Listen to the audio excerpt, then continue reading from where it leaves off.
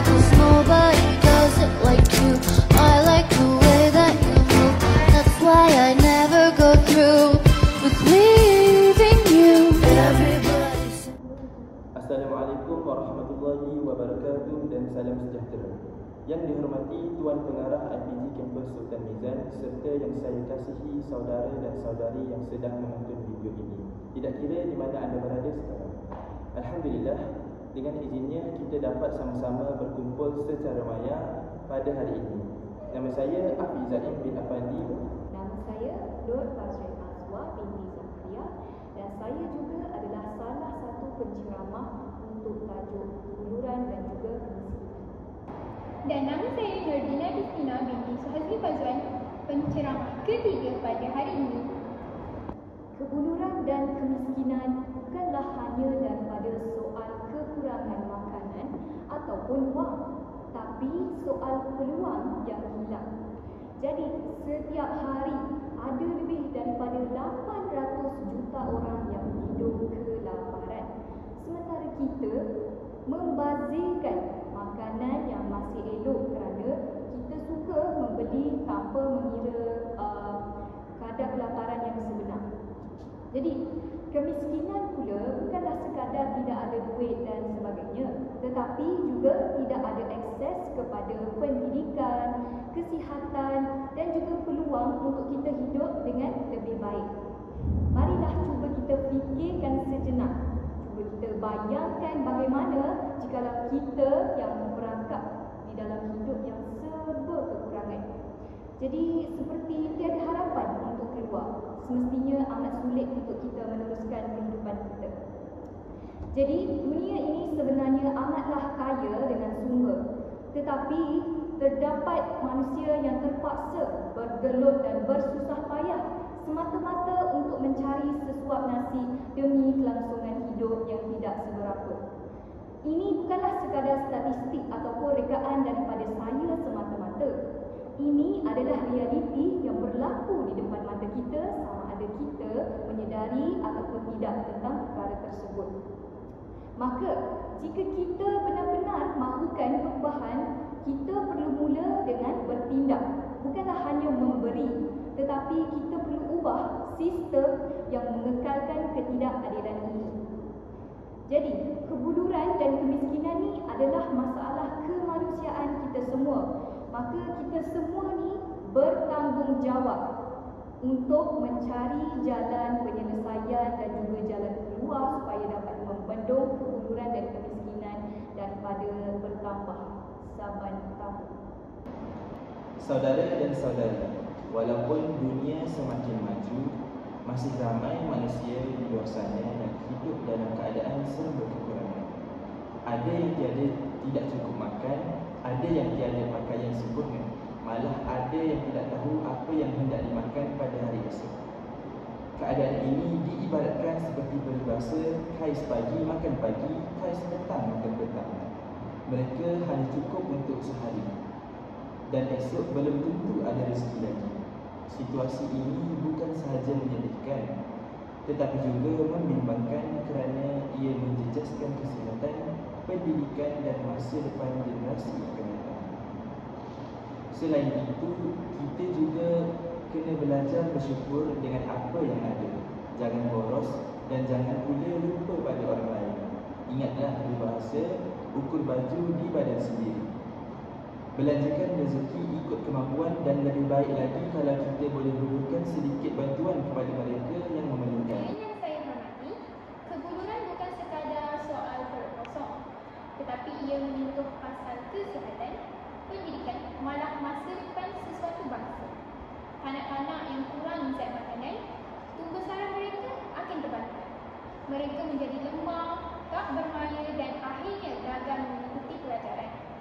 Bila pendidikan terabai, peluang untuk keluar daripada kisaran kemiskinan pun hilang. Akhirnya, dari generasi ke generasi, mereka tetap terperangkap dalam penderitaan. Bukankah ini satu tragedi kemanusiaan yang amat menyedihkan? Tuan-tuan dan puan-puan, kalau kita tanyalah kan, apa sebenarnya punca masalah? Apa punca masalah kebuluran dan kemiskinan yang berlaku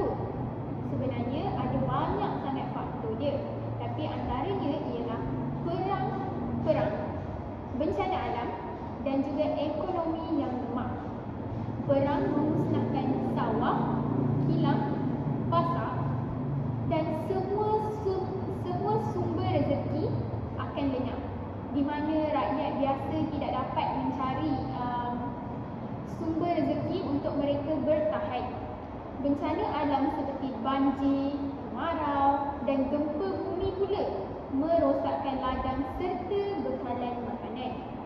Dan lebih malang lagi, ada negara yang pemimpinnya tidak jujur. Bantuan antarabangsa yang diberi oleh negara-negara luar yang sepatutnya sampai ke tangan rakyat diselewengkan. Akhirnya yang menderita tetap rakyat biasa.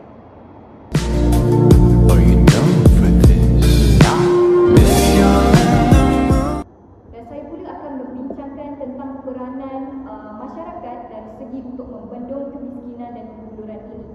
Jadi masyarakat sebenarnya memainkan peranan yang besar dalam membendung kebuluran dan kemiskinan ini. Dan semuanya bermula daripada kesedaran sejak dari kecil. Jadi seperti kata pepatah, sedikit-sedikit lama-lama jadi bukit. Walaupun kita mungkin rasa kecil dalam menghadapi masalah global ini kerana mungkin kita tidak terlalu terkesan dengannya, tetapi setiap tindakan kita sekecil mana pun boleh memberi impak yang amat besar kepada yang terlibat. Jadi, kita boleh mula dengan berbagai cara seperti membantu jiran yang dalam memerlukan ataupun menyertai program kebajikan di dalam komuniti kita supaya kita dapat menjadi seseorang yang dapat membantu dari segi kebuluran dan kemiskinan ini. Tetapi sumbangan ini tidaklah semestinya dalam bentuk wang. Ia juga boleh berupa seperti masa, tenaga ataupun pengetahuan yang kita ada. Untuk peringkat yang lebih luas tetapi agak mustahil untuk dilakukan adalah kita juga boleh menekankan kerajaan supaya menggubal kembali dasar menjadi dasar yang lebih adil. Kerajaan juga boleh cuba untuk melakukan kempen. Jadi kempen seperti mengurangkan pembaziran makanan ini adalah langkah kecil yang dapat memberikan perubahan besar kepada masyarakat. Bulat air kerana pembentung, bulat manusia kerana muafakat. Selain itu, pendidikan amatlah penting sebagai peranan dalam membendung masalah ini. Hal ini kerana jika kita boleh melihat dengan mendidik generasi muda pada masa kini tentang nilai kemanusiaan dan juga kesedaran sosial, iaitu perkara yang sedang dialami oleh masyarakat yang mengalami kebuluran dan juga kemiskinan ini. Jadi daripada itu generasi muda ini dapat sedikit empati dan juga memikirkan bahawa betapa susahnya untuk hidup di dalam keadaan yang sebegitu.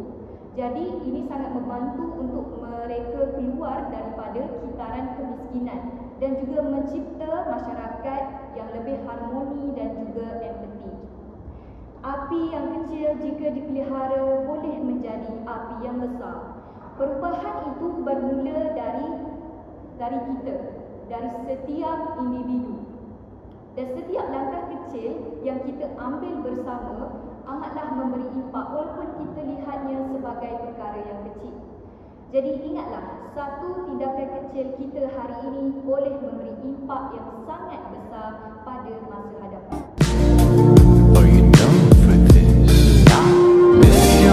Hadirin sekalian, mungkin kita terfikir kita pelajar je, apa yang kita boleh buat? Sebenarnya banyak yang kita boleh buat. Pertama, kita tak boleh bazir makanan. Ingat, setiap butir nasi yang kita buang mungkin sama nilainya dengan sesuap makanan yang amat berharga buat seorang kanak-kanak miskin. Kedua, kita boleh menyumbang kepada tabung kemanusiaan. Walaupun kecil, kalau ramai-ramai buat, impaknya sangat besar dan boleh membantu mereka. Ketiga, kita boleh menggunakan media sosial untuk sebarkan kesedaran. Jangan biarkan isu ini dianggap masalah orang lain, tetapi masalah ini adalah masalah manusia sejagat dan masalah kita semua bersama. Tuan-tuan dan puan-puan yang saya kasihi sekalian, sebenarnya isu kebuluran dan kemiskinan mengajar kita dua perkara yang penting, iaitu syukur dan empati. kita kena belajar bersyukur dengan rezeki yang telah diberikan, dan pada masa yang sama kita kena ada tanam rasa simpati serta empati terhadap penderitaan orang lain. Bab kata pepatah, berat mata memandang, berat lagi bahu yang memikul. Apa yang kita lihat dengan mata sendiri tidak akan pernah sama dengan rasa penderitaan yang mereka sedang alami. Are you known for this? Saudara dan saudari, persoalannya siapa yang harus memainkan peranan dalam hal ini? Jawapannya ialah kerajaan. Kenapa kerajaan mempunyai peranan paling besar? Pertama, kerana kerajaan mempunyai kuasa dan tanggungjawab untuk menjaga kebajikan rakyat. Kedua, kerajaan ada sumber kewangan yang datang daripada hasil negara. Ketiga, kerajaan boleh membuat perancangan jangka masa yang panjang, dan kita sebagai individu tidak mampu melakukannya. Antara peranan kerajaan dalam membasmi kebodohan dan kemiskinan ialah memberi bantuan kewangan dan kebajikan seperti bantuan tunai, program makanan percuma serta subsidi barang asas. Yang kedua, menyediakan peluang pekerjaan dengan membina industri, menarik pelaburan dan galakkan rakyat berniaga supaya mereka boleh berdikari. Yang ketiga pula, meningkatkan taraf pendidikan. Anak-anak daripada keluarga miskin diberi peluang melalui beasiswa dan bantuan untuk sekolah. Peribahasa ada mengatakan, melentur buluh biarlah dari dahulu. Pendidikan sejak kecil boleh mengubah masa depan mereka.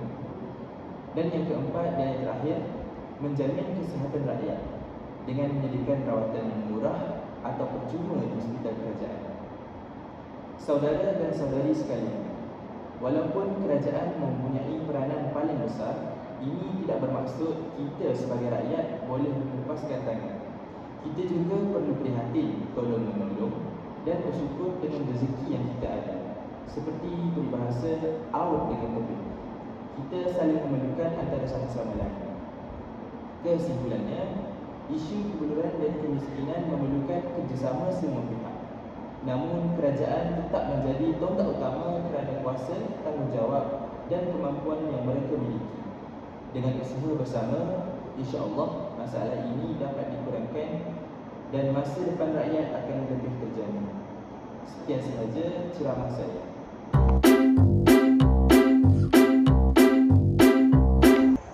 Kebuluran bukan sekadar perut yang kosong. Ia adalah simbol dunia yang gagal mendengar rintihan yang paling sunyi. Kemiskinan pula bukanlah sekadar ketiadaan wang, tetapi kehilangan peluang, maruah dan juga harapan.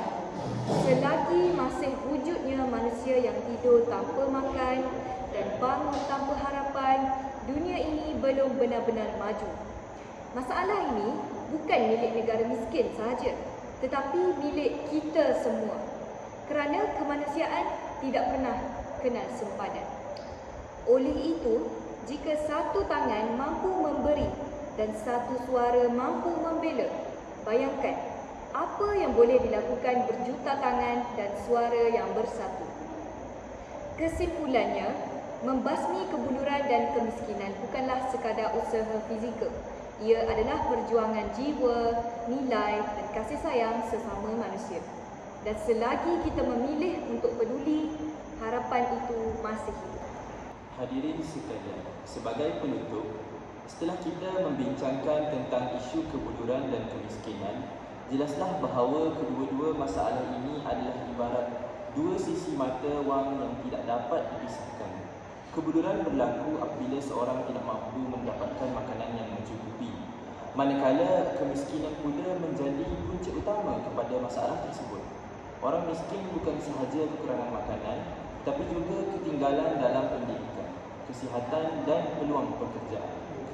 Akhirnya, mereka terus terperangkap dalam kitaran penderitaan yang sukar dipecahkan. Namun begitu, kita tidak boleh memandang isu ini hanya dari sudut angka atau statistik semata-mata. Di sebalik setiap angka, ada nyawa yang sedang menanggung derita. Ada anak kecil yang tidur dalam kelaparan dan ada keluarga yang terpaksa memilih antara sesuap nasi atau sehelai pakaian. Inilah realiti yang sedang berlaku bukan sahaja di negara-negara mundur tetapi juga di sekeliling kita tanpa kita sedari. Oleh itu, usaha untuk membasmi kebuluran dan kemiskinan tidak boleh dipikul oleh kerajaan semata-mata. Ia memerlukan tanggungjawab bersama daripada badan antarabangsa, pertubuhan, bukan kerajaan, komuniti setempat hinggalah kepada diri kita sendiri. Kerajaan berperanan menyediakan dasar yang adil dan peluang pekerjaan, manakala masyarakat boleh memainkan peranan dalam menyumbang, membantu dan menyokong mereka yang memerlukan.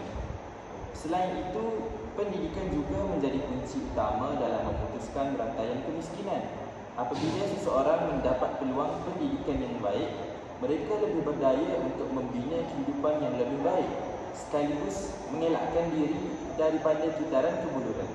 Inilah sebabnya mengapa usaha menangani masalah ini harus dilihat secara menyeluruh, bukan hanya memberi bantuan sementara tetapi juga membina asas yang kukuh untuk masa depan negara.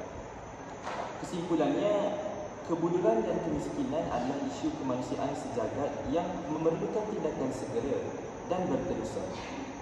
Jika tidak bersatu hati, menghulurkan bantuan dan saling menyokong, maka impian untuk melihat dunia tanpa kebuluran dan kemiskinan bukanlah sesuatu yang mustahil. Marilah kita sama-sama bergandeng bahu demi membina masyarakat yang lebih sejahtera, adil dan berberi kemanusiaan. Sekian saja ceramah dari saya. Hadirin